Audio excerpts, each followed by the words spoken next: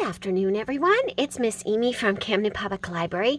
And today, when I was on my lunch, there were all kinds of little wildflowers all around. So I thought, ooh, wouldn't it be fun to press some flowers? I haven't done this in a long time. I used to do this when I was a kid, and when I was in 8th grade, I had to do a science project, and I collected, I don't know, 50 or 60 different wildflowers and identified them. So I am super excited about this. So this is, let's see. Okay, this is periwinkle flowers. Then these itty bitty ones. I don't know if you can see these. These are time-leaved. This is time-leaved speedwell. And they just grow in the grass. And then we have violets, which are really high in vitamin C. And their leaves, which are so pretty. I love them.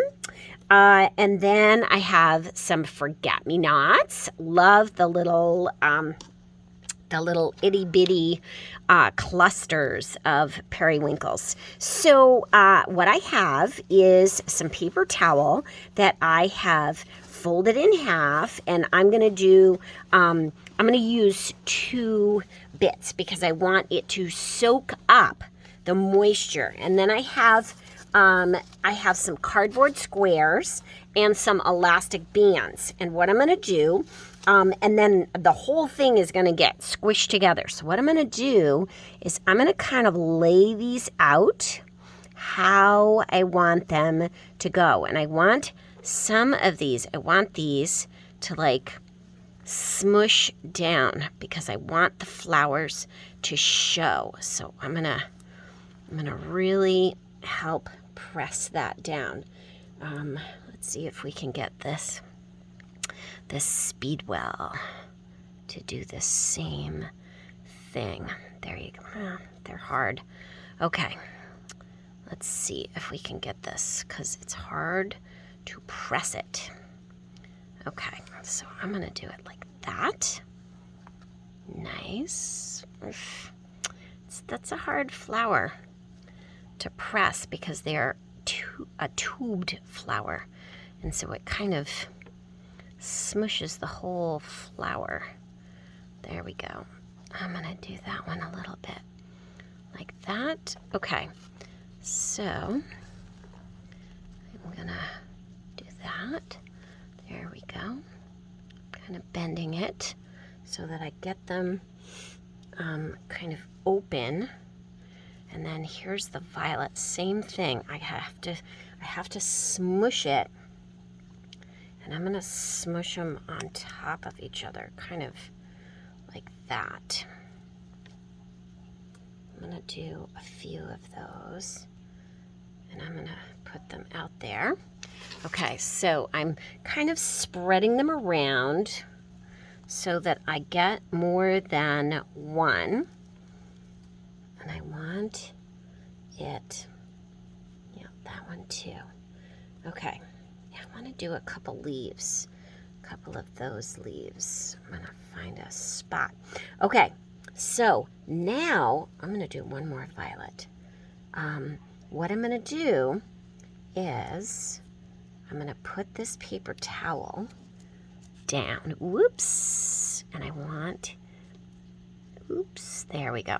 Okay, so I want them separate as much as possible, but I want them spread out. So what I'm gonna do is kind of press it down as I go. Okay, so that I get the flowers to be flat. Okay, so I'm gonna go like that. We're gonna go like that. I'm gonna press them down. See how I am pressing them down and then pushing this paper towel down on them like that. And the paper towel, again, is to soak up the moisture. and it also helps keep it together. Okay, so now I'm gonna put the other piece of paper towel right down on top, and I'm pressing down on here. And then what I'm gonna do, so I have 2 pieces of cardboard, and that's just to help with the moisture. It's also going to help keep them all tight together. So I have 2 pieces of cardboard on either side of both of those paper clips, or both of the paper towels. And I'm going to do this because I want it, and actually I think I'm going to do it this way, and that will make it tighter, okay, than the other way, because this is longer, and I want it tight like that. And then what I'm going to do, so I've got the whole thing pressed together, and what I need to do now is layer this with a bunch of books. So I need to be able to have it heavy and pressing down on this. So what I'm going to do is, you could put it between 2 boards and put it in a vice grip. You could just lay a bunch of books on this. Something heavy, you could put a couple bricks on it. Whatever you want to keep it flat and to squish it flat and to squish all the moisture out of it. So the paper towel is in there, the cardboard helps to absorb some of the moisture, and it's also going to help compress it. And then I'm gonna let it be for a couple weeks to let it dry and press those flowers. And then I should be able to lift those right out of here, and then I could use them I could laminate them. I could make a pretty card out of them, whatever. It's just a really neat way. I could make bookmark. I could make an ATC card. I could make postcards. Lots and lots of opportunities for creative expression. And this is just a really, really cool thing, because it's gonna maintain its color. It's going to squish all the moisture out.